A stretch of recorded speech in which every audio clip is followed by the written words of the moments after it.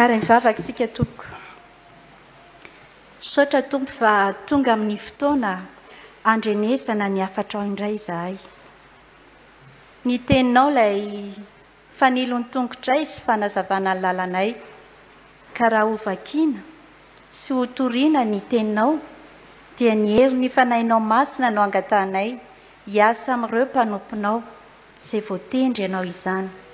Ny fanahinao masina koa no ameno ny fiangonanao ka tonga nay tsirairay avy ho mpiaino mpakatoa izay teny lazainao. Dia mitenena tompo araka ny fombanao fa miaino anao izahay. Amin'ny anaranao Jesosy. Amen.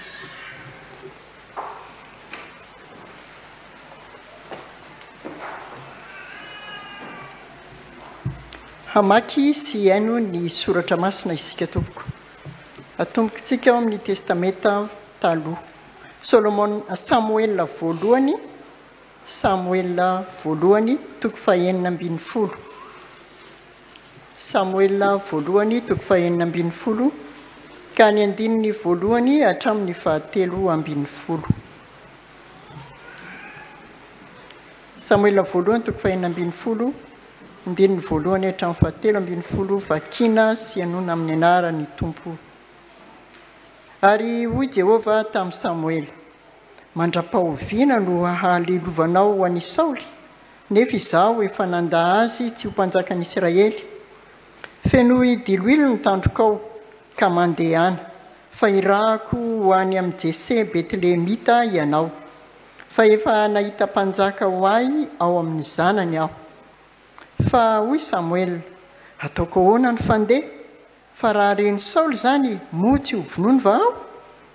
Ary hoy Jehovah: mitondrà omby vavy kely ianao ka laza hoe: avy hamono zavatra atao fanatitra ho an'i Jehovah aho. Ary antsoy Jese mba ho any amin'ny fanatitra, ary izaho no hampahafantatra anao izay ataonao, ka dia ho soranao ho ahy izay ho lazaiko aminao. Ary Samuela nanao izay nolazain'i Jehovah, dia tonga tao Betlehema, ary nitsena azy amin'ny kovotra ny olona teo an-tanàna ka nanao hoe: fihavanana va no hiavinao? Ary hoy izy: fihavanana, avy hamono zavatra atao fanatitra ho an'i Jehovah aho. Hamasino ny tenanareo ary andeha hiaraka amiko ho any amin'ny fanatitra. Dia no hamasino ny Jese sy ny zanany ka nasainy ho any amin'ny fanatitra. Ary no tonga ireo dia nijery any Eliaby izy ka nanao hoe: ny voahositro Jehovah tokoa ity eto anatrehany. Fa hoy Jehovah tamin'i Samuel: aza mijery ny tarehany na ny avy ny tsanganany, fa efa nolaviko izy. Fa tsy mba toy ny fijerin'ny olona no fijerin'ny Jehovah. Fa ny olona mijery ny miseho ivelany, fa Jehovah kosa mijery ny fo. Ary Jese niantso any Abinadaba ka nampandalo azy teo anatrehan'i Samuel. Ary hoy izy: tsy ity no nofidian'i Jehovah. Ary Jese dia nampandalo any Sama indray, fa hoy izy: tsy ity no nofidian'i Jehovah. Ary Jese nampandalo 7 lahy tamin'ny zanany teo anatrehan'i Samuel. Fa hoy Samuel tamin'i Jese: tsy nofidian'i Jehovah ireto. Ary hoy Samuel tamin'ny Jese: tapitreto avokoa va ny zanako lahy rehetra? Dia hoy izy: ny faralahy no sisa, fa miandrondry izy. Ary hoy Samuel tamin'i Jese: maniraha haka azy, fa tsy hipetraka hihinana isika mba ara-pahatonga ny eto. Dia naniraka izy ka nitondra azy hiditra. Ary mena volo izy sady bary-maso no tsara tarehy. Ary hoy Jehovah: mitsangana, hosory izy, fa io no izy. Ary Samuela nandray ny tandroka feno diloilo ka nanositra azy teo amin'ny rahalahiny. Ary ny fanahin'i Jehovah dia nilatsaka tamin'i Davida hatramin'iny andro iny. Dia nitsangana Samuela ka nankany Rama. Amen.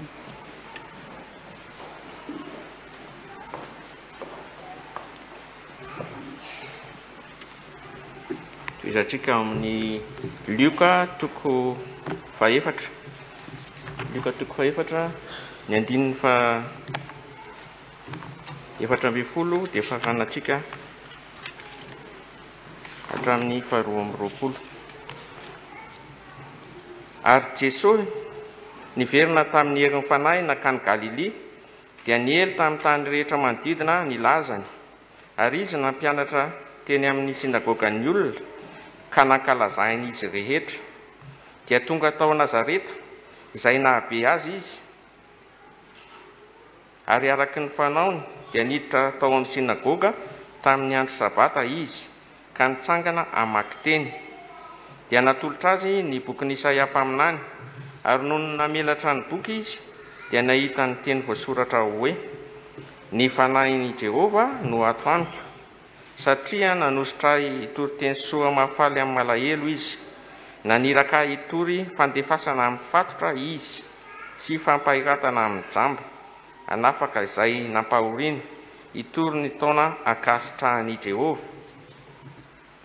Ary rehefa naoriny ny boky ka naveriny tamin'ny mpanao raharaha dia nipetraka izy, ary nandinika azy ny mason'izay rehetra teo amin'ny sinagoga. Ary Jesosy niteny taminy hoe: androany no efa tanteraka eto anatrehanareo izany soratra izany. Ary izy rehetra nankalaza azy, sady talanjona noho ny tenin'ny fahasoavana naloaka ny vavany. Ka hoy izy: tsy zanaka Josefa va ity?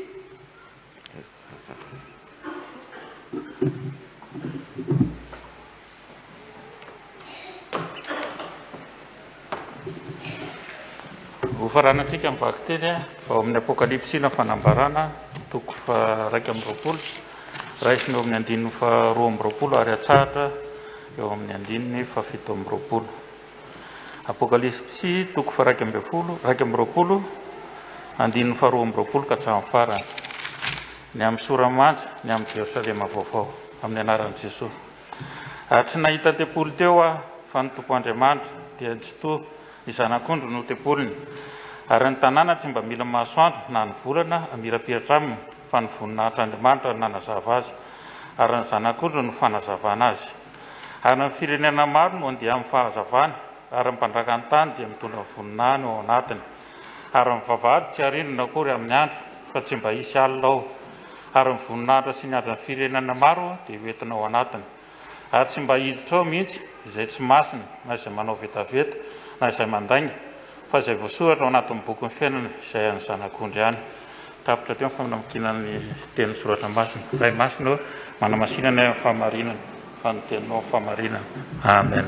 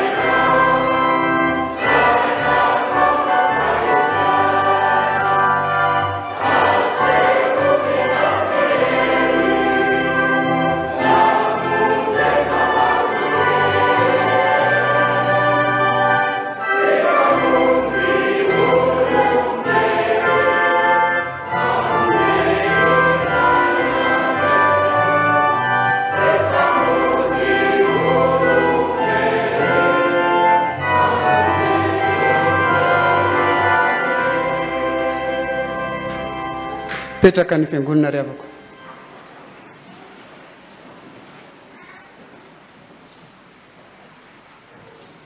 Ampitombona amintsika mandrakariva riavako ny fahasoavan'i Jesosy Kristy sy ny fiadan'Andriamanitra ray. Amen.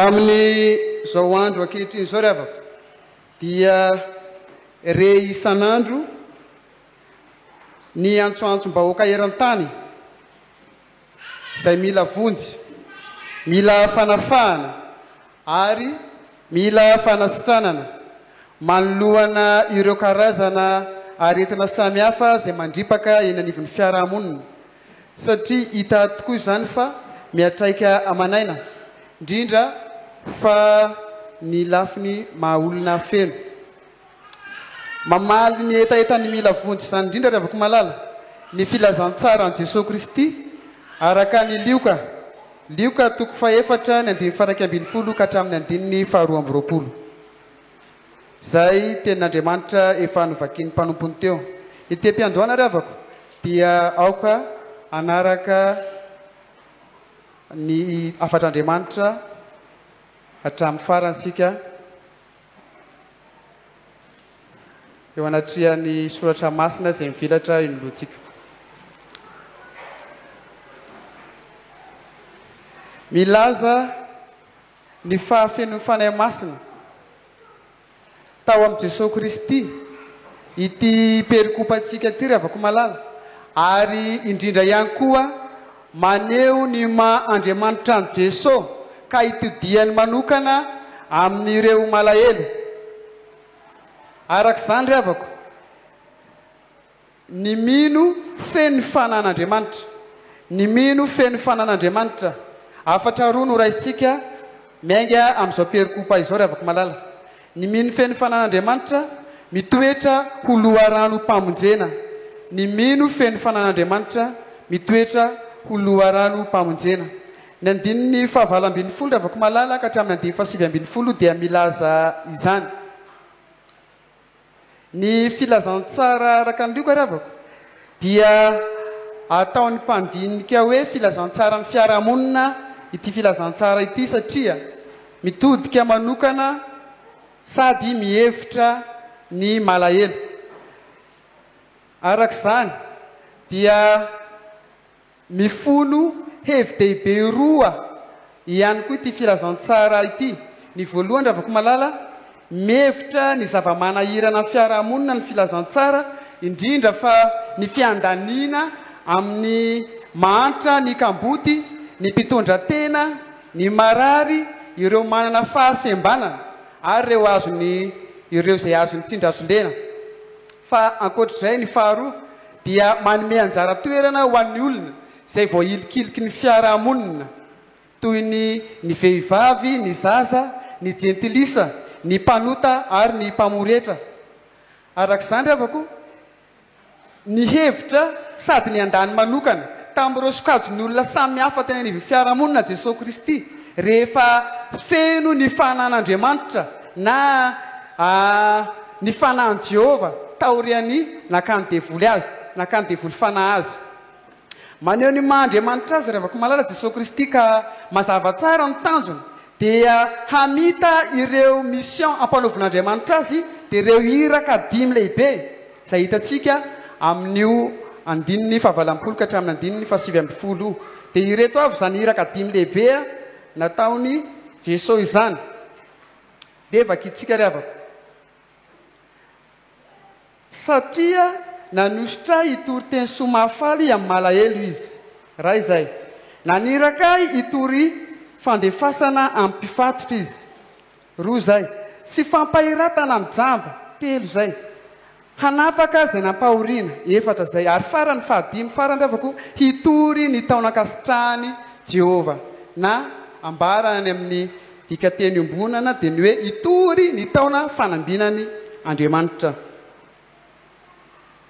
Rehavako tsy ny ambahamba na ny salasala fa avy hatrany dia nirotsaka an-tsehatra na natanteraka ny asa-pamonjena ho an'ny mahantra Jesosy. Nasehony tokoa ny maha-olom-boaositra azy tamin'ny alalan'ny fanahin Jehova tao aminy ka nanana fahasahiana izy tao anatin'izany rehetra izany.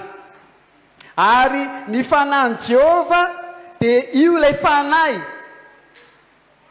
fahamarinana izay nampanantenany Jesosy Kristy omena amin'ny fiangonana ary niraisy fiangonana zany tamin'ny alalan'ny batisa. Arak'izany rehavako ny fiangonana dia manana fiainana miavaka vokatry ny fanahy masina izay nomeny Jesosy Kristy azy. Ary azo antoka fa olom-boavitra no ilay fanahin'Andriamanitra ao anatin'ny fiangonana. Manana fiainam-baovao ao amin'i Jesosy Kristy ny fiangonana. Satria ifanahy io no milaza amin'ny fiangonana, ifanahy io no milaza amin'ny zanak'Andriamanitra fampandovan'Andriamanitra sy Jesosy Kristy ny olon'Andriamanitra na ny fiangonana. Hitantsika ny amin'ny Romanina 9 ry havako ny 5:20 ka hatramin'ny 7:10 zany. Noho izany ry havako dia zao ny hoe manana zo isitraka fitahiana rehetra amin'ny mahazanak'Andriamanitra azy ny fiangonana. Hitantsika any amin'ny Deutéronomie 9:20 zany.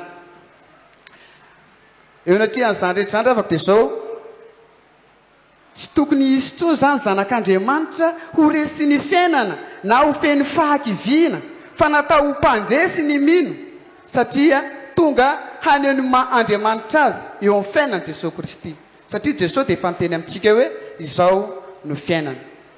Manenoma Andriamanitra azy Jesosy Kristy ka manome toky sady miandany amin'ny olona.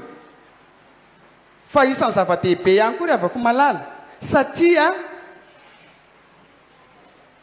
ny mino feny fanan'Andriamanitra dia mitoetra ho loharan'ny mpamonjena ka dia rehefa nandray ny fanahy masina ny fiangonana na nomeny Jesosy ny fanahy masina ny fiangonana dia izany indrindra ny mahatonga ny fiangonana nalan'Andriamanitra ho antenany ary mitoetra ho vavolombelona hanambarany Jesosy Kristy.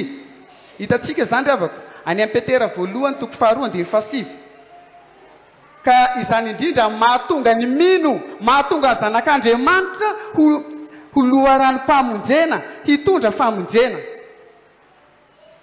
ho any hafa.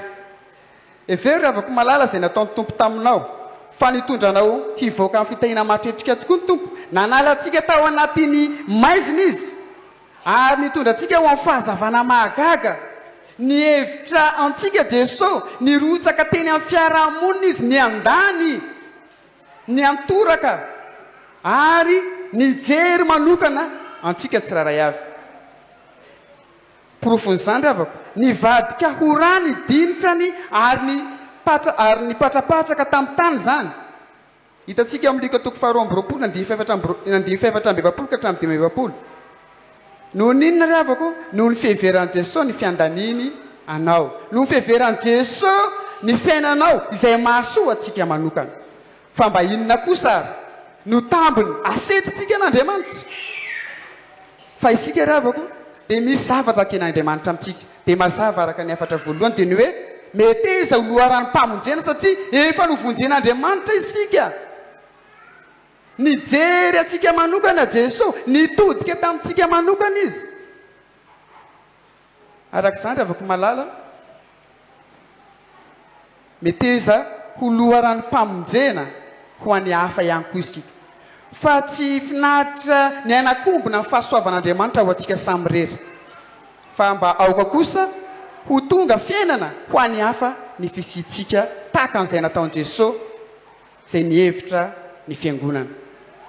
Fa ny 4 faharoa ry havako malala akoatra ny hoe mitoetra ho loharan'ny mpamonjena ny fiangonana na mitoetra ho loharan'ny mpamonjena ho any hafa isika dia zao ny mino feny fanan'Andriamanitra mampiaiky ny hafa, ny mino feny fanan'Andriamanitra mampiaiky ny hafa.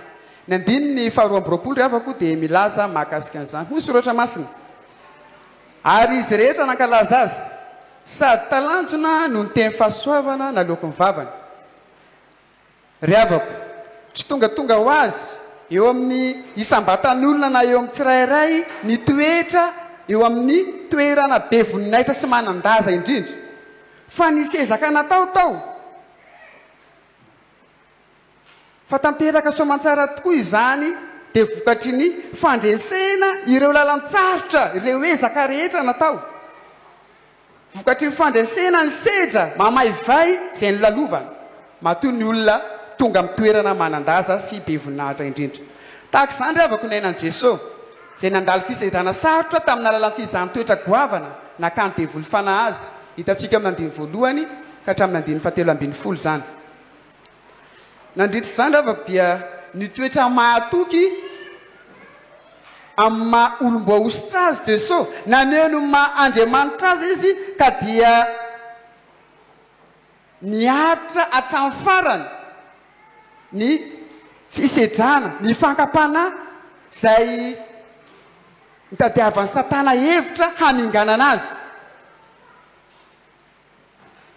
taorian'izay ravako dia ny alamaina teo natrehany devoly satria resy tsy nahatohatra azy ny devoly tatsika nandiny fatelo ambin'ny folo dia milaza izany vokatr' zany rehetra zany dia zao ry avako maro be ny olona miaiky an' jesosy gaga sy talanjona ny rehetra rehefa nandre an' jesosy ny laza teny fiainana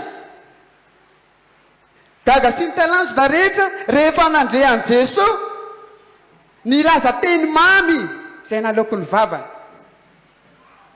ary tena maro tokoa ny aiky maro ny olona vavolombelona tonga ny aiky izany teny mamy izany fahasoavan'andriamanitra loka ny vavan' jesosy zany maro ny olona ny aiky an' jesosy ary talanjona avokoa izay rehetra niatsika tao amin'ny sinagoga zany rehetra zany dia vokatry fiasany fanany Jehova tao anatin' Jesosy Kristy vokatry fananan' Jesosy ny fanan'andriamanitra mitoetra ao aminy ry avako malala ny antom-pisitsika ny antony havelomatsika dia mba atanteraka ny teny fikasan'andriamanitra hoe ataoko miavaka ny manompo ahy sy ny tsy manompo ahy taona antsika ry avako hitoetra hatoky azy ny tompo hanampaharetana amin'ireo fizahn-toetra samy hafa amin'ny alalan'ny fisedrana ny finoatsika ary amin'izany ry avako dia hiaiky atsika tokoa ny hafa satria tanteraka ilay teny Jesosy hoe izay mino hoe dia inonareo ny asa ataoko no ataonko ary anao iny izy ary anao asa lehibe noho izany izy izao angataka amin'ray ary izy anome anareo mpananatra hafa mba eo aminareo mandrakizay dia nino ny fanany fahamarina io ilay fanan'andriamanitra mampirisika ny mino iasa io fanan'andriamanitra mampiaiky an'izao tontolo izao ao anatin'ny mino hitantsika amin'ny jaona toko efatra ambin'ny folo andiny faharoa ambin'ny folo ka hatramin'ny andiny fahafito ambin'ny folo zany raha avako malala asehoy fa olona miavaka isika olona feny fanan'andriamanitra isika ho aoka mba ho teny mpahasoavana mandrakariva no aleoko ny vavantsika ho teny mamy hahatonga ny hafa ny piray vodirindrina amintsika ho gaga amintsika fa tsy mba ho isika zao tokoa ane no hanome teny manafotona ho an'ny hafa hanome teny manorisoro ho amin'ny fiarahamonina entina analana baraka n'andriamanitra noho izany ry avako maneho ny mahandriamanitra azy tokoa ny tompo ka nanositra antsika izy na hanome fanahy masina ho antsika izy na hanome ny fanahy maheriny ho antsika izy ahatonga atsika hitoetra amin'ny toeran' Jesosy ka hiaiky atsika avokoa izay rehetra manodidina antsika satria mitafy ny mazava isika hitantsika amin'ny apokalipsy toko faharaiky amby roapolo ny andininy fahatelo amby roapolo zany mazava ny afatra ry avako malala maneho ny maiza azy tokoa ny tompo mampitoetra ny fanany ao mino izy ary amin'izany ny olona feny fanan'andriamanitra mitoetra ho loharany mpamonjena ary amin'izany ny olona feny fanan'andriamanitra mampiaiky ny hafa miteza ary ho tena loharany mpamonjena isika tsiraray avy taom-baovao zao taona raiky amby roapolo sy roa arivo izao mbola afaka manova ny famindrantsika isika mbola afaka maneho ny olon'andriamanitra atsika isika ka hitoetra ho loharany mpamonjena ho any hafa hijery ny manahirana ary hijery ny etaetany mila vonjena ny fiarahamonina fa maika loatra ny famonjen'andriamanitra noho izany ry avako dia zao ny hoe aoka ho tonga fahagagana ho any hafa ny fisitsika aoka ho talanjona amintsika ny fiarahamonina amin'ny zavatra tsara indrindra noho ny amin'ny fahatsaran'andriamanitra ho azy andriamanitra rery voninahitra ho antsika kosa zany ten'andriamanitra izany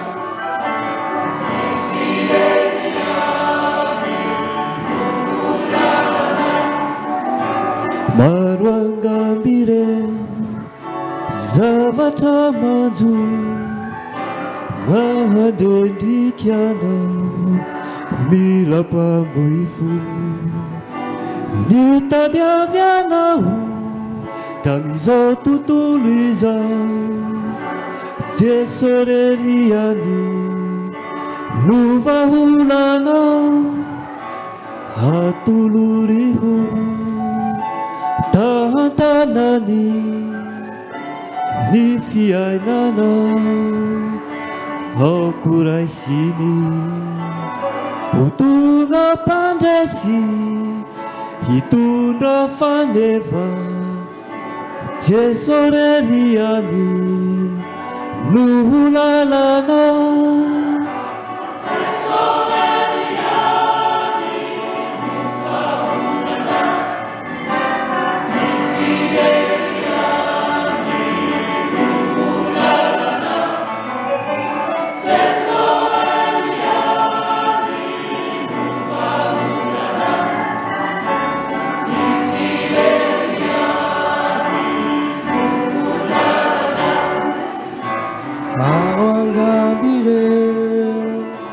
Zavatra manjo mandendrikana mila mpamoifo hitadiavana tam'izao tontolo izao jesoreriany no vaholana hatolorio tantanany ny fiainanao aokoraisiny hotonga mpandresy hitondra faneva jesoreriany no lalana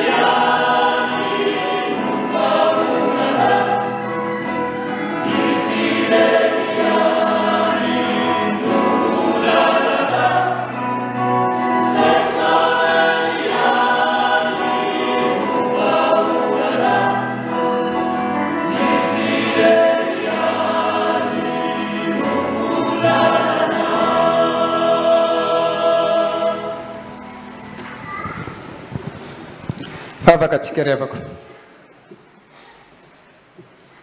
ry Andriamanitra rainay tsara indrindrao misaotranao izahay fa Andriamanitra tia dia tia anay tokoa ianao Andriamanitra miandany amin'ny fiangonana mandrakariva ianao tsy nanafina ny sitraponao Andriamanitra taminay ianao fa nilaza taminay mandrakariva ny teninao teny fiainana mampanantena famonjena ary indrindra afatra feno fanantenana feno toky ka tao anatin'izany indrindra Andriamanitra no nampianarina ho anay fa ny mino ny feno fanan'Andriamanitra mitoetra ho loharanom-pamonjena ny mino ny feno fanan'Andriamanitra mampiaiky mihafa Andriamanitra manoloana izany teninao izany afatra ho Andriamanitra ho an'ny fiangonana izany dia mahatsiaro mandrakariva izay menatra izahay tsy samitraka ny lanitra izahay Andriamanitra fantatray mantsy maro ny hotavitanay maro ny fahalemenay koa dia avaozy izahay tompo meoery ary ampaherezo mandrakariva handeha amin'ny lalana ankasitranao hitoetra amin'ny maha olom-boaositra amin'ny maha zanak'Andriamanitra anay ka hitoeranay loharanom-pamonjena tokoa eny anivon'izao tontolo izao eny anivon'ny fiarahamonina ka tena ho tonga famonjena ho an'ny hafa ho fantsipitahina ho an'ny hafa tokoa ny fisiany fiangonana. Andriamanitro mankasitraka indrindra fa nataonao hampiaiky ny hafa ihany koa ny fisianay, dia maniry indrindra ary zay Andriamanitro mba tena hitoetra amin'izany tokoa ho hitany izao tontolo izao, ho hitany fiarahamonina fa ianao Jesosy velona no velona ty anatinay. Andriamanitro, ankehitriny dia mitondra mbavaka izahay, ireto kristianina manondrika ny lohany eto anatrianao ireto, hitanao tompo zay rehetra misy azy ireo eny amin'ny sehatra sy eny amin'ny tokantrano misy azy tsiraray avy. Andriamanitro, ampaherezo ny kristianina tsiraray avy, tafimierina ho Andriamanitra, jereo ny isa tokantrano, vangio ny isam-pianakaviana, ampifalio zay rehetra kivy sy ketraka, ary ampitrakao ny malahelo, fa efa tonga ianao Jesosy Kristy hiandany amin'ny malahelo, hiandany amin'izay rehetra azo pahoriana. Andriamanitro, tondram-bavaka izahay ny asan'ny fiangonana, indrindra ity fiangonana misy anay ity.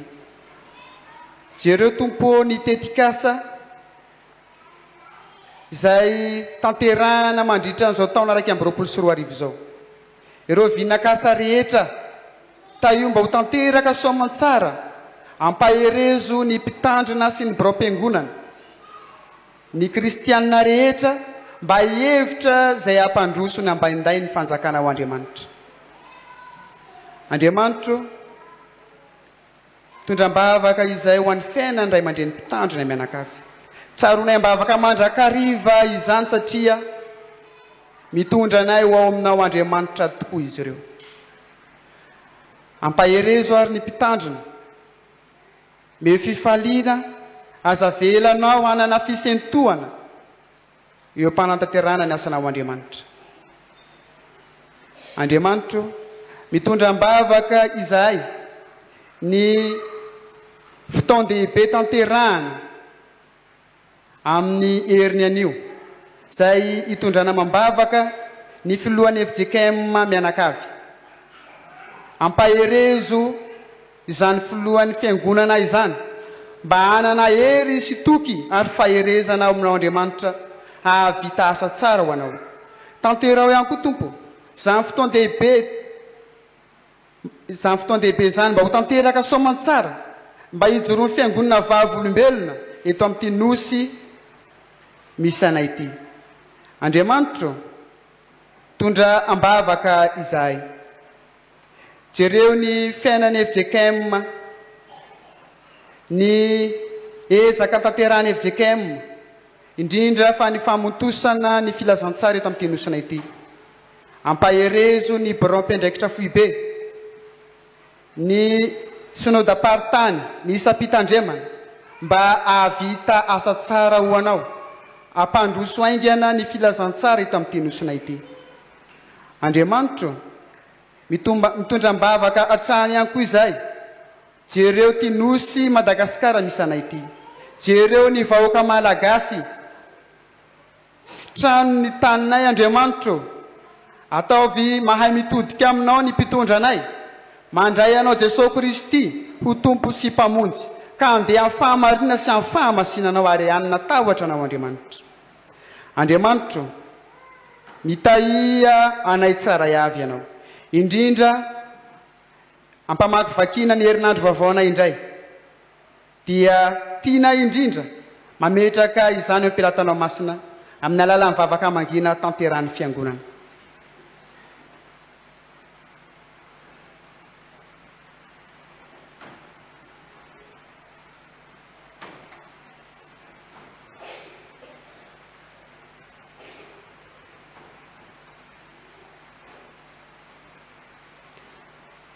Mahatoky sy manantena izay Andriamanitro, fampiaino vavaka ianao, ary na dia tsy mangataka za izay, dia fa fantatrao izay mahasoa ny isam-batan'olona ny tsirairay avy. ny vavakay ary dia ampimboniny amin'ilay vavaka nampianarin'i Jesosy manao hoe rainay izay ny an-danitra tonga any ny fanjakanao atao any ny sitraponao ity an-tany tahaka ny an-danitra eo anay no ny anina saza ao anay ary mamelany eloko ay tahaka ny namelana izay meloka taminay anao ny fanjakana sy ny hery ary voninahitra mandrakizay amen.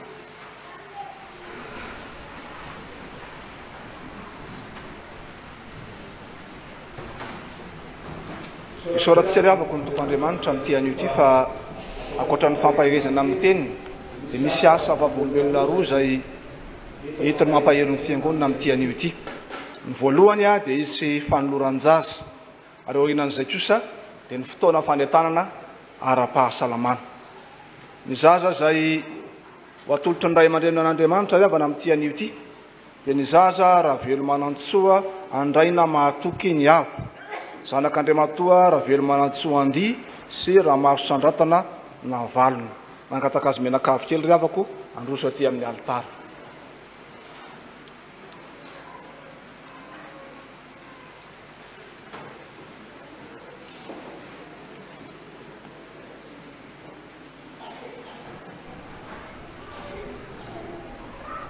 Ny fanoloran-jaza riavako dia nisan'ny endritra lehibe anankiray atao anatin'ny fiainan'ny fiangonana izay joroana vavolombelona maha-kristiana. Mandroso aty amin'ny alitara mihitsy nareo sana. Joroana vavolombelona maha-kristiana ary izay tianareo mivady fa samy manana ny lany raha tsy manina. Fanehon'ny ray aman-dreniny ihany koa natrehan'ny tompo sy ny fiangonana ny fahavononany tena hitaiza sy anabe ny zanany ho mpanaradian'i Kristy. Koa dia fifaliana ho anay tokoa izy menakavy ny amin'izao irosonareo ampitiavana anolotra ty zanakareo ty ho an'Andriamanitra. Ary fifalintsika fiangonana ihany koa ry havana ny mandray izao zaza zao tao tranon'Andriamanitra amin'izao anio izao. Izany dia noho ny fanirian'ireto ray aman-dreniny te hisaotra an'Andriamanitra ilay tompon'ny fahavelomana sy te handray ary ampahery ny fiangonana manontolo ary tsy diso anjara amin'izany ny zaza. Ka dia miaraba anareo mivady ny fiangonana manontolo, nomen'Andriamanitra ny fara, nomen'Andriamanitra dimby, notahin'Andriamanitra nomeny izao taranaka izao. Fa hoy ny teny amin'ny soratra masina manao hoe fa ianao no nampivoakay avy tao an-kibo, nakinona taminao hatrany am-boka aho, hatrany an-kibon-dreniko dia Andriamanitra ianao.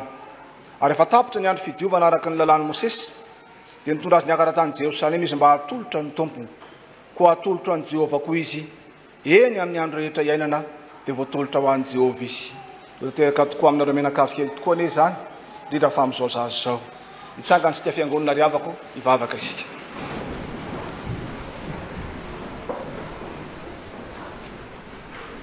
Raio, misaotra anao izahay ny amin'ny fanoloran'ireto ray aman-dreny izao zanany izao dia raha velo manantsoa andraina mahatoky ny avo izany. Fanoloran'ny zanany atao anatrehanao. Tompo, makasitraka indrindra anao izahay noho ny faminramponao tsy miova amin'ny taranaka amin'ny fandimby araka ny teninao. Vavolombelona izany izy telo mianaka tompo ankehitriny. Ko miara-miompifaliana amin'izy ireo ny fiangonana manontolo n'izao fotoana sarobidy izao.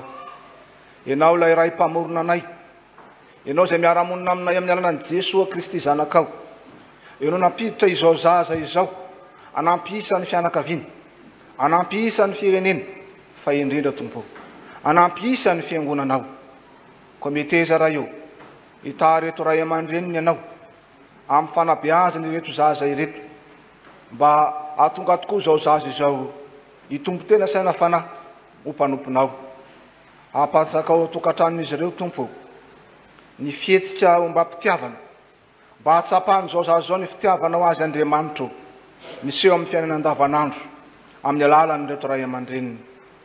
Toahany fanamazoto izy mivady tompo mba ahazoany manolotra izao zaza izao amin'ny fotoana izay mahamety azy ho amin'ny sakramentan'ny batisa.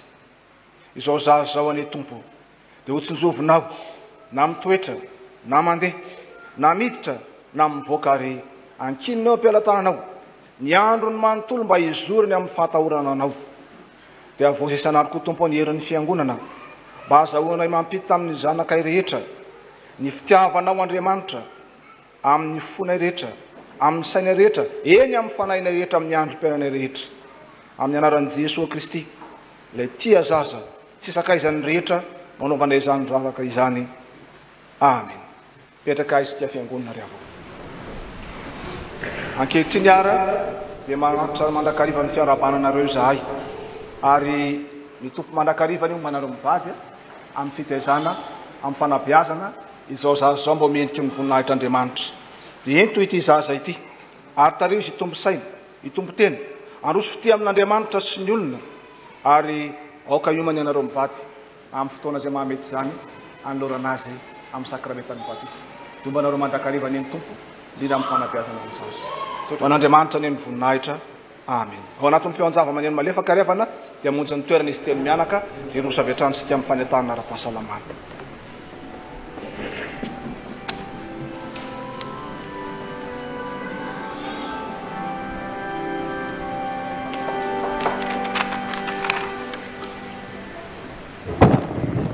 Faly miarabantsika rehetra amin'ny anaran'ny Tompo.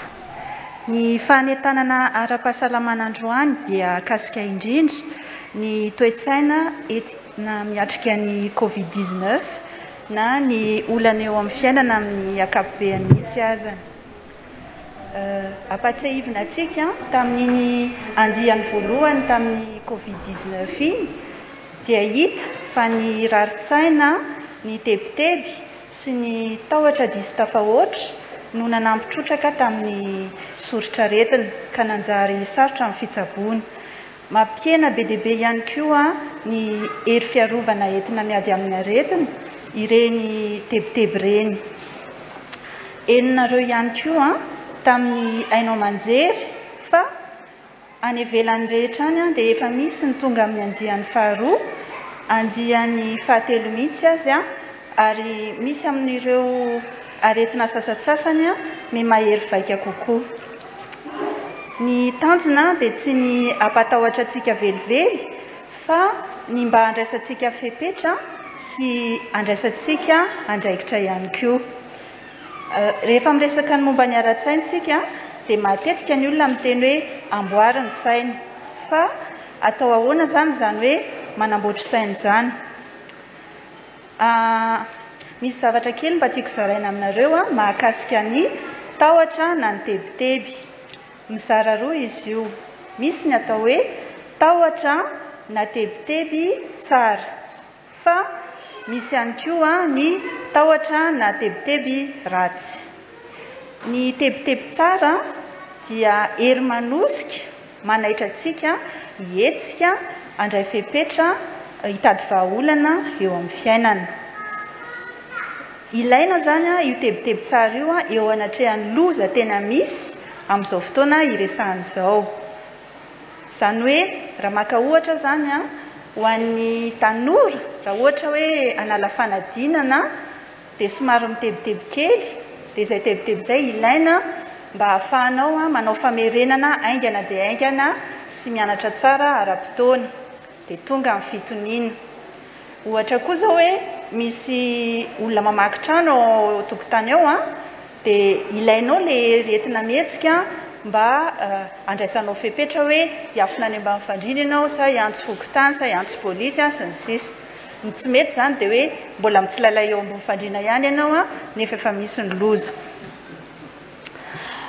Raha raisintsika zany ny Covid dia tokony hoe tonga saina daholontsika ary samy manao safidy matotra mba hitandrina ary koa handray fepetra. Raha ny tokony hoe zany tokony tsisy miteniteny satria samy manana olona tsy fohy daholontsika eto amin'ny fiainana ka rehefa tsy mitandrina dia marary ireny olona tiantsika ireny na mety ho lasa fahafatesana mihitsy ary. Ka rehefa izay no eritreretintsika dia ndao samy hitandrina ary. Izany hoe le manasa tanana, manao arivava sy amin'ny orona koa sy ny etsetratsetra rehetrarehetra ireny. Izao anefa misy zavatra eo amin'ny fiainana ahitana vahaolana fa misy zavatra kosa zany sarobahana na tsy misy vahaolana, izany hoe hors contrôle. Dia inona zany ny atao amin'izay fotoana izay? ny atao amin'izay fotoan'izay dia manaiky ary eo ny ilainantsika mahatoky an'Andriamanitra manaiky amin'ny zavatra rehetra alahatra fa tsy mpandahatra. Amin'izay fotoan'izay koa mila mieritreritra hoe ny zavatra rehetra dia miara-miasa mahasoa antsika. Inona indray le hoe tebiteby natahotra ratsy. Tebiteby natahotra ratsy dia tsy misy loza akory, na loza mbola lavitra no eritreretina. Dia ny ao an-tsaina zany hoe saode. Dia nefa io tsisy vahaolana fa miteraka korotana fotsiny, mampiotakotaka, mampatsy mahita tory, makarary vavony, mahabe rivotra ny tsinay, makarary an-doha, mahasepitra, indraindray tsy mahinakanina. Tsy ilaina zany ny tebiteby raha iny satria loza tsy misy. Ahoana zany ny fanamboaran-tsaina ho fehany? Rehefa tena tonga ao aminao ny tahotra dia anontany io ny tenanao hoe inona ny atahorako? Dia ny toy andray dia hoe tena loza marina amin'izao fotoan'izao ve io atahorako io? Raha tena loza le izy dia toizana kely hoe misy vahaolana ve? Rehefa misy dia ataovy ara ny vahaolana. Rehefa tsisy dia ekeo dia eto am-bavaka. Fa raha manontany ianao hoe misy loza ve amin'izao fotoan'izao ka tsy ny valiny dia mipetra tsara fotsiny. Izay angamba ny fizarana kely iaraka hivavaka tsika. Ray eo, omeko anao ny foko, ofeny fifaliana, hoeny mpitahiana, hiadana hozina. Amen.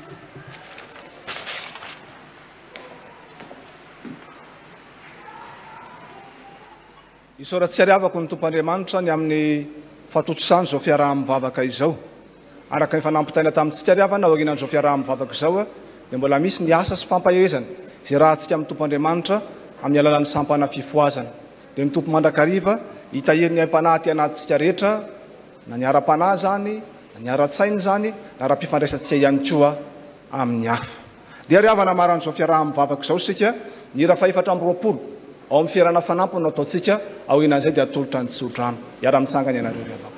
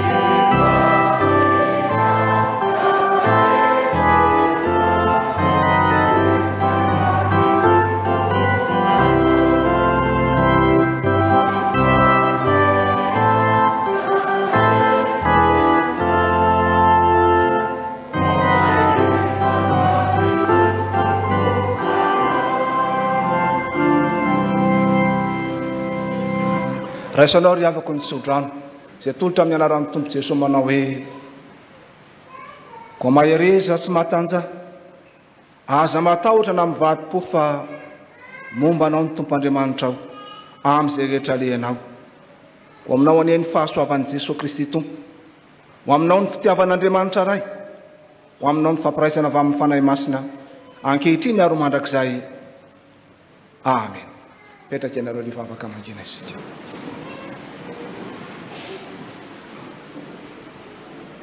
Ho an'Andriamanitra irerianany ny voninahitra amin'ny anarany Ray sy ny Zanaka ary ny fanahy masina.